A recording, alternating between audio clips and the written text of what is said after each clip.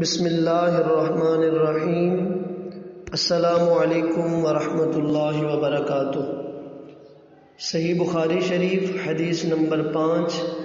حضرت سیدنا سعید بن جبیر رضی اللہ تعالی عنہ نے حدیث بیان کی کہ حضرت ابن عباس رضی اللہ تعالی عنہ نے اللہ رب العزت کے اس فرمان لا تحرک به لسانک لتعجل به، آپ قرآن کے ساتھ عجلت میں یاد کرنے کے لیے اپنی زبان کو حرکت نہ دیں، تفسیر بیان کرتے ہوئے ارشاد فرمایا کہ رسول اللہ صلی اللہ علیہ وآلہ وسلم قرآن مجید کے حصول میں مشقت اٹھاتے تھے اور آپ اپنے ہونٹوں کو ہلاتے تھے۔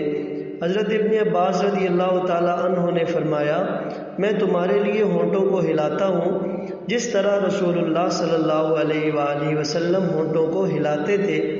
اور حضرت سعید بن جبیر نے کہا، میں اس طرح ہونٹوں کو ہلاتا ہوں جس طرح میں نے حضرت ابن عباس رضی اللہ تعالی عنہ کو ہونٹ ہلاتے ہوئے دیکھا ہے۔ پھر انہوں نے اپنے ہونٹوں کو ہلایا تو اللہ تعالیٰ نے یہ آیات نازل فرمائی، لا تحرک به لسانک لتعجل به۔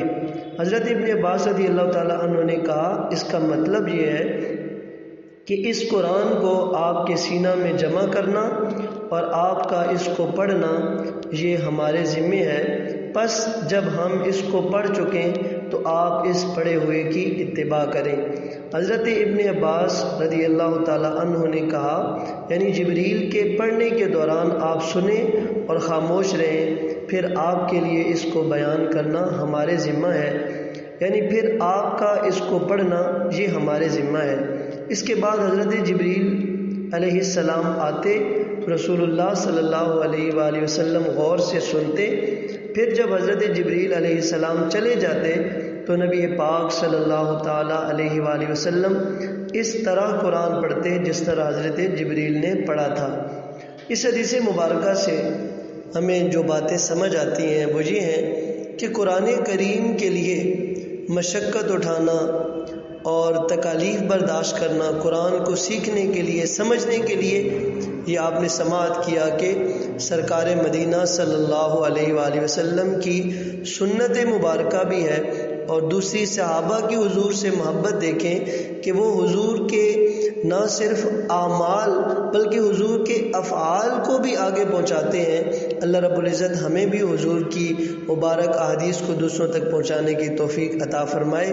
اور پھر ایک صحابی دوسرے صحابی سے سنتا ہے، اور اختتام پر یہ بیان ہوا کہ آپ صلی اللہ علیہ وآلہ وسلم اسی طرح قرآن پڑھا کرتے تھے جس طرح حضرت جبریل امین نے پڑھا ہوتا تھا۔ اللہ رب العزت کی پاک بارگاہ میں دعا ہے کہ مالک ہمیں بھی پیارے نبی پاک صلی اللہ علیہ وآلہ وسلم کی پیاری پیاری سنتوں سے محبت کرنے کی توفیق عطا فرمائے۔